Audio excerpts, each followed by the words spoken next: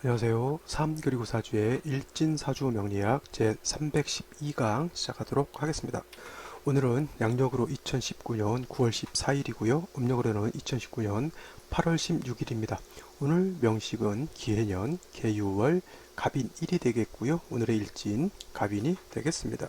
오늘 볼 명식은 갑목일간이 6월에 태어난 사주 명식이 되겠습니다. 따라서 일간 갑목, 그 다음에 월령 6월에 대해서 살펴보고요. 그 다음에 순차적으로 명식, 생시 순으로 알아보도록 하겠습니다. 제일 먼저 일간 갑목이라고 하는 것을 먼저 알아보게 되면, 갑이라고 하는 것은 천간 글자가 10가지가 있죠. 갑목, 을목, 병화정화, 무토기토, 경금, 신금, 임수, 개수 이렇게 해서 10가지가 있고요.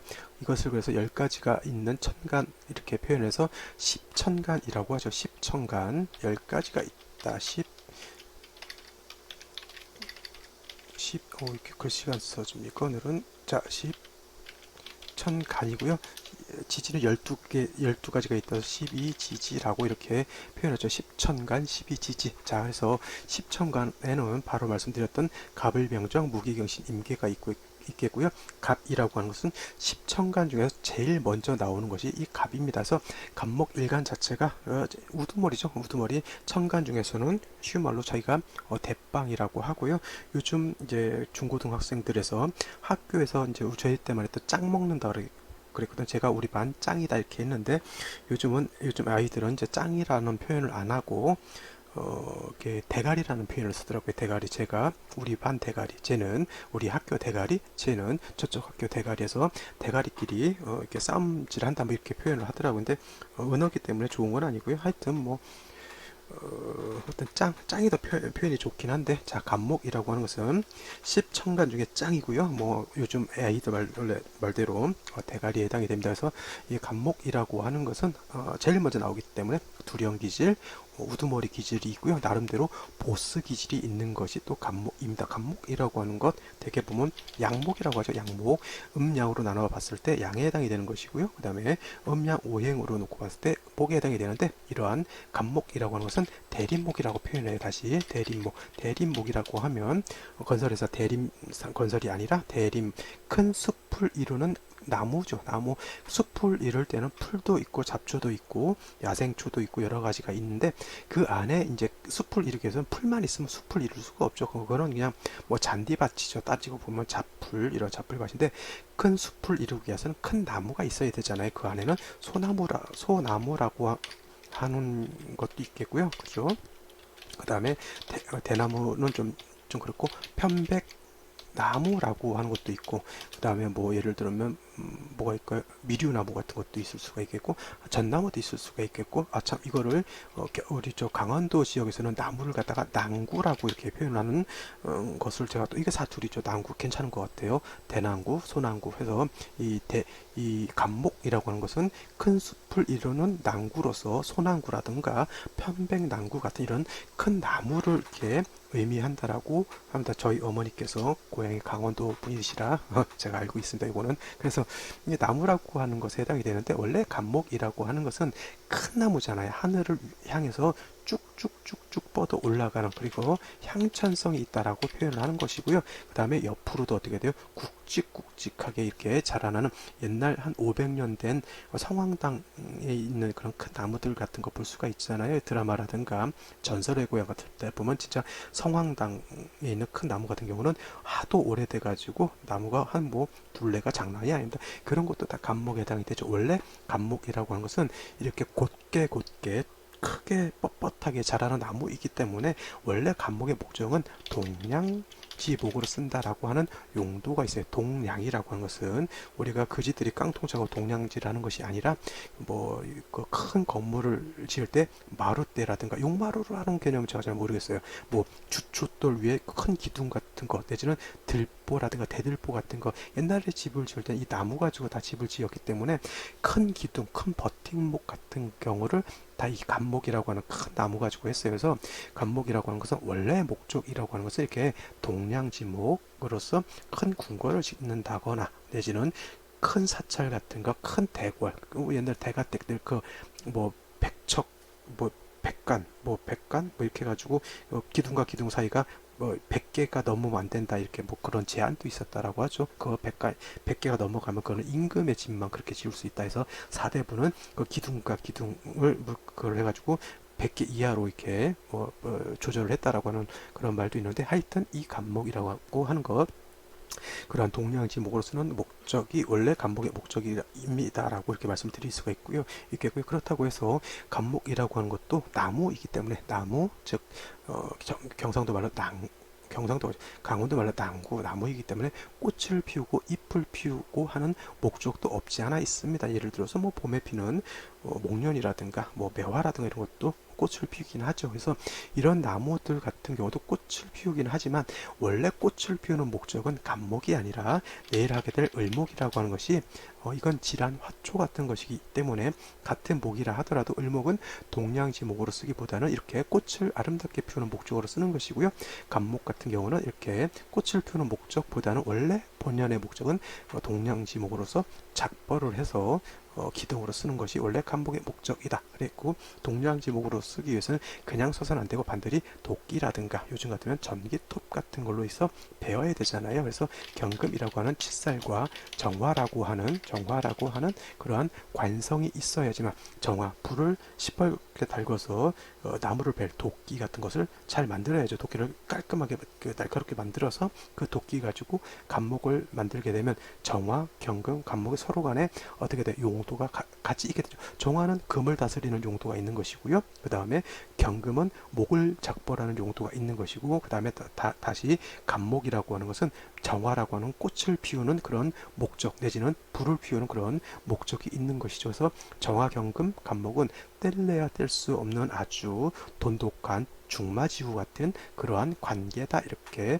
볼 수가 있겠습니다. 자, 이것이 간목에 대한 일반적인 특징이다라고 볼 수가 있겠고요. 자, 월령 6월에 대해서 한번 살펴보도록 하겠습니다.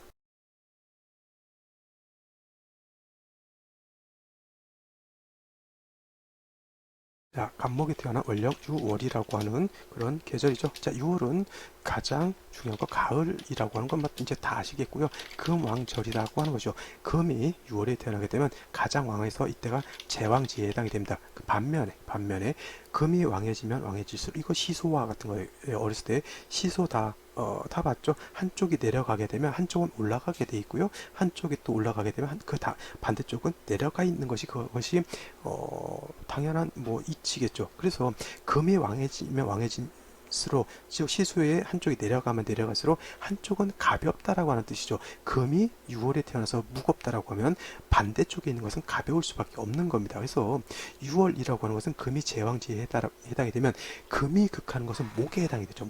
그래서 목은 6월에 되기 때문에 이때는 절지를 지나 태지에 해당이 돼서 매우 목이 약하다. 그래서 간목일간이 6월에 태어나게 되면 매우 약한 상황에 있습니다. 그렇다 하더라도 간목 6월의 간목은 어떤 목이냐면, 예를 들어서 목이 인묘진이라든가 사오매, 즉 봄이라든가 여름 같은 때의 목은 아직 성장을 하는 목이에요. 성장을 하는 목에 해당이 되기 때문에, 성장하는 목은 어떻게 돼요? 예를 들어서 여러분들이 봄에 나무를 심었어요. 나무 잘 자라고 나무를 심었는데 그거를 가지고 바로 가위라든가 톱이라든가 내지는 도끼 가지고 베버리면 어떻게 돼요? 그럼 나무 심은 용도가 없잖아요. 봄이라든가 여름에 목은 잘 자랄 수 있는 여건을 만들어주는 것도 필요한 겁니다. 예를 들어서 내가 가수원을 한단 말이죠. 그러면 봄에 잎을 틔우고 꽃을 피우고, 여름에 어떻게 돼요?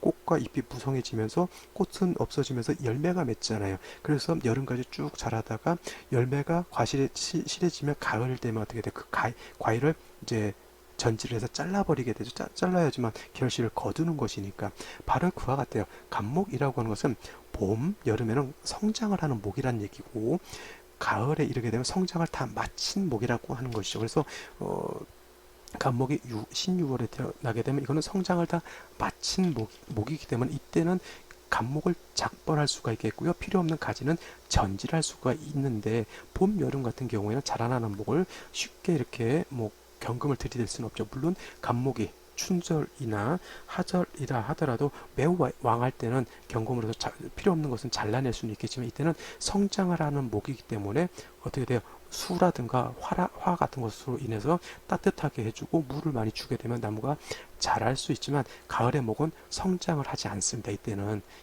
결실을 맺은 것을 거두어 드리는 것이고요. 그 가을의 목은 이제 앞으로 오게 될 겨울을 준비해야 되기 때문에 잎에 있는 가지에 있는 잎이라든가 필요 없는 것들은 다 떨쳐버리고 줄기라든가 이런 데 가지에 있는 습기는 다 뿌리로 내려가게 되죠. 이때 필요 없는 잔가지들은 다 절제를 하거나 아니면 다 자란 성목으로 볼 때는 그야말로 밑둥을 잘라서 이제 동량지목으로 쓸 수 있는 그런 제목을 만든다라고 하는 그런 개념입니다. 그래서 대개 보면 간목이 신월 6월에 태어나가지고 간목이 약하다고 해서 술을 써가지고 살인상생 내지는 관인상생 이 좋다라고 이렇게 보시는 분들도 있지만 원래 간목은 신월 6월은 다자란 성목으로 보기 때문에 오히려 말씀드렸지만 다자란 성목은 경금으로서 작벌해 가지고 간목을 빼서 동량지목으로 써야 되는 것이거든요. 이때는 굳이 수로서 목을 성장시켜 줄 필요는 없다라고 하는 겁니다. 단 간목이 6월에 태어나게 되면 금이 너무 왕하고 일간 자체가 약하기 때문에 가장 먼저는 정화라고 하는 전광이 있어서 이 금이 간목을 베는 것이 아니라 피상시켜 박살을 내는 겁니다. 박살. 그러니까 무딘 금을 가지고 간목 나무를 베려고 하면 베어지는 것이 아니라 뭉그러뜨려서 완전히 박살을 내는 것이죠. 그래서 정화가 있게 되면 왕금이 간목을 박살을 내는 것을 막고 적절하게 제대로 전지할 수 있는 제대로 작발할 수 있는 그러한 여건을 만들어 주는 것이고요. 그 다음에 한 가지 더 필요한 것은 6월 같은 경우는 어제도 말씀드렸지만 매우 한랭하다라고 말씀드렸죠. 한랭 매우 차갑습니다. 겨울처럼 매우 이렇게 뭐 살을 에이는 듯한 추위는 아니더라도 매우 이렇게 서늘하기 때문에 기운이 많이 하강을 했죠. 사람들이 일을 하더라도 추우면 활동성이 떨어지게 되고 작업 능률이 떨어지게 되죠. 여러분들이 가을에 약간 추울 때 뭐 일을 한다고 밖에서 일을 한다고 봤을 땐 모닥불이라도 펴놓고 몸을 따뜻하게 해주어야지만 어떻게 돼 일하는 효율이 능률이 있게 되죠. 그래서 6월 같은 때는 정화만 있어서는 되지 않고 병화 같은 것도 같이 있어 주어야지만 병화로서 조우할 수 있는 따뜻하게 할 수 있는 여건을 마련할 수 있다라고 보는 겁니다. 이것 단 한 가지 중요한 것이 뭐냐면 간목이 6월에 태어나게 되면 금이 왕하고 병정화만 있게 되면 이거는 뭐예요? 극설교집이 되겠죠. 금이 왕에서 일간을 극하고 병정화는 일간의 기운을 설계하기 때문에 극설교집이 된다라고 하는 겁니다. 그래서 6월에 간목을 작벌하기 위해서 병정화를 쓰기 위해서는 반드시 지지로 인목이라든가 내지는 묘목이라든가 진토라든가 내지는 해수 같은 것이 있어서 간목이 지지로 뿌리를 두어야지만 금도 감당할 수가 있겠고요.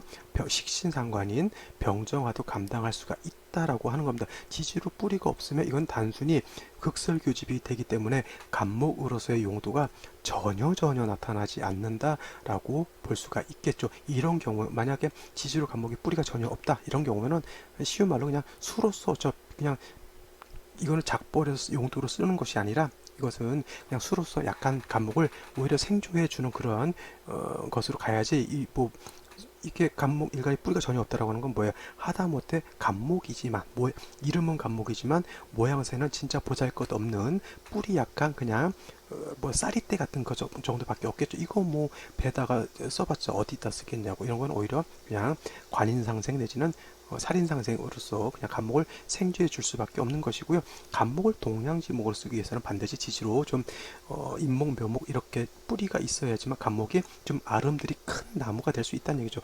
작벌에서 동량지목으로 쓴다라고 하는 것은 큰 버팀목, 큰 대들보로 쓴다라고 하는 것인데 뱉는데 부직갱이밖에 못 써요. 밖에 안 돼. 그러면 이건 화목으로 쓸 수밖에 없는 것이죠. 그래서 신월이라든가 6월 같은 때 동량지목으로서의 용도, 간목의 용도는 간목이 일간이 왕하면 왕할수록 큰 용도가 있겠고요. 그 다음에 약하면 약할수록 그 용도가 줄어들겠죠. 가장 약하면 어떻게 돼? 아까 말했던 화목으로밖에 쓸 수밖에 없는 그런 작은 나무밖에 되지 않는다. 이럴 때는 차라리 베어서 그 동량지목으로 쓸 수는 없고 그냥 다시 뭐 한 해 더 키워가지고 더 커지게 되면 이때는 다음 해에 이제 쓴다라고 하는 개념으로 볼 수가 있을 것입니다. 자, 여기까지 보고요.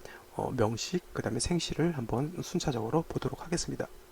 자, 오늘의 명식을 다시 한번 살펴보도록 하죠. 자, 간목 일간이 6월에 태어난 사주 명식이 되겠고요. 이거를 사주의 격이라고 하는 측면에서 놓고 봤을 때 양목인 간목이 음금인 유금을 봤으니까 이거는 양목 유금을 봤다라고 해서 이건 정관에 해당이 되죠. 그래서 이건 정관격에 해당이 됩니다. 그래서 정관격 그죠? 유금이니까. 근데 일간 자체가 매우 약합니다. 약해요. 그다음에 금 자체는 매우 왕하죠. 그래서 가을의 목은 다자란 성목으로 본다 그랬죠. 성목, 다자란 성목으로 보겠고요.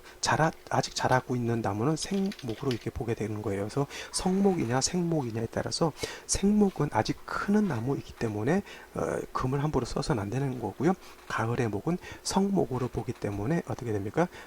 금을 능히 쓸 수가 있다라고 하는 차원에서 금을 쓸 수가 있습니다. 그래서 그런데 일간 자체가 일단은 약하고 금이 왕하기 때문에 아까도 말씀드렸지만 화가 있어서 금을 억제를 하고 그 다음에 병화로서 조우하고 그 다음에 간목 일간 자체가 뿌리가 있어주면 좋다라고 뿌리가 있다라고 하면 큰 성목으로 볼 수가 있기 때문에 큰 용도가 있습니다. 그래서 일지를 먼저 보게 되면 인목이라고 하는 것이 이렇게 있어서 오늘 갑이 일주가 되는데 이렇게 되면 간목이 인의 뿌리를 두고 있기 때문에 이 정도 되면은 목 자체가 세력이 있다라고 볼 수가 있어요. 원령 자체는 내가 득하지 못했다 하더라도 일지 배우자궁에서 내가 인목 즉 이거 따지고 보면 이건 간여지동이잖아요. 간여지동 이라고 해서 간여지동 하게 되면 부분이 불리하고 고집 세고 이렇게 볼 수도 있겠지만은 6월의 간목은 간여지동 하는 것이 흠이 되지 않는다는 얘기예요. 왜냐하면 가을은 성목이기 때문에 나무가 크면 클수록 큰 제목으로 쓸 수가 있기 때문에 이거는 오히려 내 배우자궁이 목이 있어서 즉 간여지동이 돼서 오히려 좋은 사주가 될 수 있는 것이죠. 이렇게 되면 남녀공의 배우자 덕이 있다 이렇게 봐야 되는 것이고요. 자, 그 다음에 연주를 한번 보게 되면 기해라고 하는 글자가 이렇게 있습니다. 황금돼지의 해 이제 기해년도 이제 얼마 남지 않습니다. 벌써 9월에 접어들었고요. 10, 11, 12 이렇게 넘어가게 되면 이제 기해년도 이제 마지막이 되겠죠. 물론 명리학에서는 2월 초순 으로 해가지고 입춘이 지나야 되겠지만서도 자 이렇게 되게 되면 간목이 인에도 뿌리를 두게 되겠고요. 간목이 해에도 뿌리를 둡니다. 이거는 간목이 인을 보게 되면 이거는 녹에 해당이 되고 간목이 인을 해수를 보게 되면 장생이죠. 그러면 이거는 나무 자체가 굉장히 큰 나무로 볼 수가 있다라고 하는 얘기죠. 이런 나무는 베어도 어떻게 돼요? 큰 제목을 쓸 수가 있죠. 우리 옛말에 썩어도 준치라는 말이 있습니다. 그래서 이 정도 되면은 그 국세 자체가 작은 국세가 아니다. 이와 같으면 경금 정화 투출하고 경금 투출하게 되면 진짜 신앙살구 유제라고 하죠. 신왕 살구 유제하는 그런 사주 국세가 되면 출장 입상이다라고 이렇게 옛말이 있었습니다. 이렇게 되면 어떻게 돼요? 관성도 왕하고 일간도 왕하고 병화 특히 정화 같은 것이 투출을 하게 되면 신왕 일간도 왕하고 살고 관살도 왕하고 재함이 있다라고 하면 출장 입상이다. 나가서는 명장수가 되고 들어와서는 명재상이 된다라고 하는 그런 사주국세가 될 수 있는 어떤 기본 기초는 되어 있는데 약간 아쉬운 점이 뭐냐면 개수가 월간에 투출되어 있다라고 하는 것은 좀 아쉬운 점이에요. 왜냐하면 간목이 6월에 태어나서 일간이 왕하게 되면 금으로서 작벌하고 정화로서 단련하고 이런 국세가 돼야 되는데 만약에 정화라든가 병화 투출했는데 개수가 이렇게 투출하게 되면 이거는 뭐예요? 관성, 개수 이렇게 되면 관인상생이죠. 관인상생이 되는 사주국세가 되는데 간목이 6월에 태어났을 때는 관인상생이 되기보다는 상관제사라는 국세가 되어야지만 국세 자체가 상상지명이라고 해요. 상상지명. 최고의 명이 될 수가 있는 것이 이 바로 상상지명인데 개수가 투출하게 되면 용신으로 써야 될 용신 내지는 희신으로 써야 될 금의 기운을 관인상생에서 금의 기운을 설하게 되고요. 그 다음에 다자란 성목은 다시 생할 필요가 없다라고 했는데 개수가 다시 목을 생해주는 그런 폐단이 있을 수밖에 없죠. 그래서 이 개수라고 하는 것이 오히려 병이 될 수 있는 그런 국세가 되는데 기토가 있어서 이 개수를 파는 것은 좋은데 기토가 어떻게 돼요? 뿌리가 하나도 없죠. 오히려 기토에 비해서 개수가 더 세력이 있습니다. 6월에 해수까지 개수가 뿌리를 둘 수가 있죠. 그러면 기토는 뿌리가 하나도 없죠. 물론 인중에 있는 병화가 생주해 주려고 하는 것은 있긴 있지만 그죠? 기토의 뿌리가 약하다. 개수를 제할 수 있는 공력이 많이 부족하다라고 이렇게 볼 수가 있는 겁니다. 자, 그래서 이 사주는 여기까지만 놓고 봤을 때 비록 기토가 있다 하더라도 개수가 투출한 것은 인성 정인이라서 좋은 것이 아니라, 예를 들어서 금과 화를 같이 용신으로 쓰는 경우에 있어서 개수가 내지는 임수가 투출하게 되면 수는 용신으로 써야 될 화를 제하게 되고요. 그 다음에 희신으로 써야 될 금을 억제시켜주는, 설기시켜주는 안 좋은 두 가지 역할을 하는 겁니다. 자, 용신을 취할 때 이런 분들이 있어요. 아니, 금과 화를 어떻게 같이 쓰냐는 분들이 있어요. 그거는 당연히 쓸 수가 있는 겁니다. 근데 그걸 갖다 금과 화가 동시에 용신으로 쓸 수 있다라고 하는 개념은 아닌 거죠. 자, 간목이 작벌하기 위해서는 금을 써야 되는 것이 당연히 필요한 건데, 원령 자체에 금이 너무 왕하게 있기 때문에 굳이 금이 더 있을 필요는 없다라고 하는 거고요. 이런 경우에는 금을 단련할 수 있는 정화만 있게 되는 것이죠. 그죠? 내가 써야 될 어떤 톱이라든가 내가 써야 될 도끼라든가 이런 것들은 충분하게 있습니다. 근데 그거를 갖다 숫돌이라든가 불에다 단련해서 날카롭게 해야지만 감목을 작발할 수가 있는 것이잖아요. 내가 톱과 도끼 같은 것을 충분히 가지고 있다는 얘기죠. 근데 물이 있게 되면 톱과 도끼 같은 것이 어떻게 돼요? 녹슬 수 있겠죠. 그래서 화 같은 걸로 단련해서 날카롭게 함이 필요한 거죠. 그러니까 6월의 간목은 금보다는 오히려 용신은 엄밀히 따지면 정화가 용신이 되는 것이고요. 병화는 조우할 수 있는 희신이 된다라고 이렇게 보는 것이 더 마땅하다라고 볼 수가 있는 겁니다. 그래서 여기까지만 놓고 봤을 때는 개수가 오히려 병이 되는 기신이 된다라고 볼 수가 있겠죠. 자, 생시 한번 간단히 보도록 하겠습니다.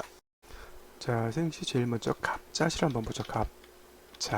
갑자시가 된다라고 하면, 자, 6월에 개수 투출되어 있는데 시지에서 자수 보는 거 좋을까요, 나쁠까요?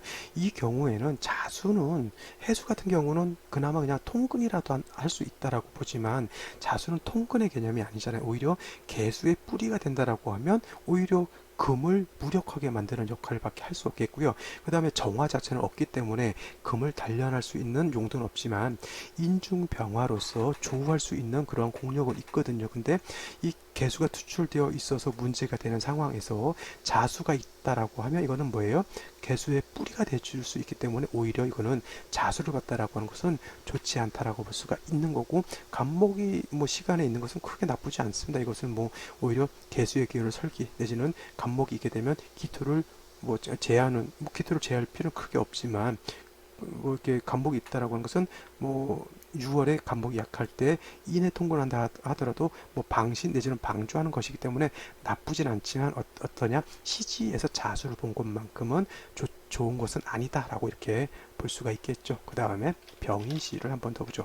병인시가 되면, 자, 일지 인목 보고 시지에서 인목 봤죠. 그 다음에 연지에 해수가 이렇게 있습니다. 그러면 이거는 비록 6월에 절지 태지에 태어난 간목이다 하더라도 이것은 뭐예요?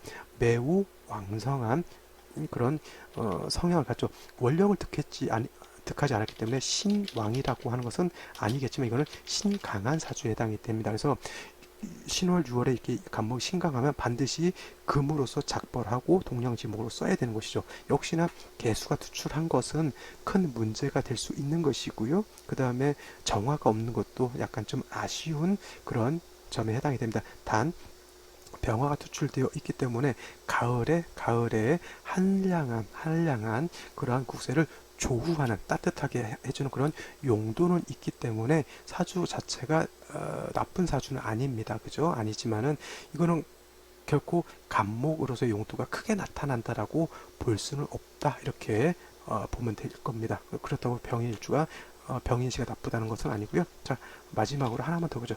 오늘 명절 연휴라 저도 좀 시간이 좀 부족하네. 자, 이렇게 되면은 간목이 인의 뿌리를 두게 되고요. 그 다음에 묘에도 통근하게 되죠. 인은 녹에 해당이 되고 묘는 양인에 해당이 된다라고 볼 수가 있겠죠. 그래서 이와 같은 경우에는 간목 일간이 마치 또 왕한 세력을 갖고 있습니다. 그 다음에 정화 가지고 있겠고요. 정화로는 금을 이제 통제할 수 있고 금을 단련할 수 있는 그러한 용도로서 쓸 수가 있겠고요. 그 다음에 인중병화, 투출하지는 않았다 하더라도 인중병화로서 조우할 수 있습니다. 당연히 원령 자체에 금이 있기 때문에 금도 갖추었고요. 정화도 갖추었고요. 인중병화도 갖추었습니다. 사주국세에서 갖출 것은 다 갖춘 국세로 볼 수가 있겠죠. 물론 이런 상황에서는 유금만 있는 것보다는 경금이 하나 더 투출하게 되면 더 좋은 국세, 더 좋은 사주가 될 수도 있습니다. 그죠? 근데 이 사주 이렇게만 짜여졌어도 작은 틀의 국세는 아니지만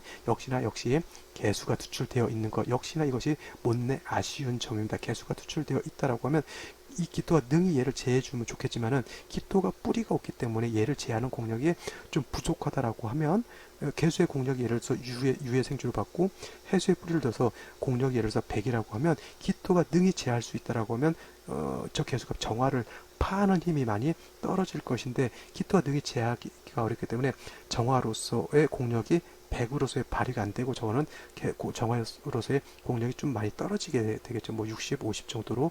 좀 나중에 저거는 천간으로 무기토가 와가지고 다시 기토를 저 개수를 없애주게 된다라고 하면 사주 국세가 좀 더 원활해지는 국세가 될 수 있다 이렇게 볼 수가 있겠죠. 자, 임신 개유시 되게 되면 한 가지만 더 요것만 보게 되면 임신시가 되게 되면 인신충이 되죠. 인신충이 되면 간목이 그나마 뿌리를 뒀던 잇목이 깨져버리게 되면 쉬운 말로 이거는 죽두박도 안 되게 되는 그런 사주가 되는 것이고요. 개유시가 되면 인신충이 되진 않지만 유금에 다시 개수가 투출하게 되면 이거는 그냥 쉬운 말로 관인상생하는 그런 사주국세. 관인상생이 좋을 수도 있고 나쁠 수도 있겠지만 가을의 목은 뭐예요? 성목, 다다란 목이기 때문에 굳이 생주할 필요가 없는데 다시 생주해 주는 것이죠. 쉬운 말로 가을에 사과나무, 배나무가 이제 한 해에 어떤 그 한 해 해야 할 자기가 과실을 키울 수 있고 다 일을 다 했어요. 그죠? 그래서 나무 이파리도 과실을 다 따고 이제 앙상한 가지가 남아 있어서 겨울로 가야 되는데 너 한번 다시 한번 키워보자고 해서 가을에 비 내리는 거하고 똑같습니다. 내지는 여러분들 그런 거 보셨을지 모르겠지만 옛날에 저희 집 근처 논이었거든요. 가을 되면 이제 추수를 다 합니다. 벼를 다 뭐 옛날에는 다 나스를 다 뱄지만 이게 가을에 베고 나면 논에 이제 그 모가 자랐던 흔적만 남아 있잖아요. 그죠? 근데 비가 오게 되면은 거기서 다시 또 싹이 또 이렇게 파릇파릇하게 올라오죠. 마치 그런 거예요. 그죠? 가을에는 나무가 자랄 필요가 없어요. 어차피 겨울로 가기 때문에 거기서 나무를 다시 키우면 결국 겨울에 가면 얼어 죽는다는 얘기죠. 그래서 개유시라고 하는 것이 그냥 금이 왕에서 수술생에서 목을 생해준다, 뭐 관인상생하니까 좋다라고 하는 것이 아니라 가을에 필요 없이 안 키워도 될 나무를 키우는 거하고 똑같죠. 그죠? 그냥 이런 경우에는 이제 수가 있어서 관인상생 하니까 이제 화가 살아나게 되면 나름대로 괜찮지만 이게 다시 운이 금수운으로 가서 겨울로 간다라고 하면 결코 좋은 그러한 사주국세가 좋지 않다. 즉 초년에 금수운을 하게 되면 어떻게 돼요? 많이 고생스러운 환경이 주어질 수 있다. 이렇게 볼 수밖에 없는 것이죠. 자, 그래서 원국 분석하는 것도 중요하고 그거에 버금가게 대운 분석하는 것도 굉장히 중요합니다. 어떤 분들 보면은 대운에 대한 설명 없이 원국만 보고 세운만 가지고 이렇게 설명하시는 분들이 있는데 대운이라고 하는 것 결코 간과해서 볼 수 있는 것이 아니다라고 하는 것, 오히려 세운보다도 더 중요한 것을 내포하고 있는 것이 오히려 대운이라고 하는 것, 이거 꼭 명심해 주시기 바랍니다. 오늘 이제 연휴 추석 지나서 이제 두 번째 날이고 오늘 토요일 내일 일요일이면 내일까지는 이제 푹 씻을 수가 있겠네요. 좀 명절 잘 보내고 계신지 네, 잘 보내시겠죠? 저는 뭐 내일 연휴라고 해서 또 노는 곳이 아니라 내일 또 갑인 을묘일로 해서 또 찾아뵙도록 하겠습니다. 내일 뵙겠습니다. 감사합니다.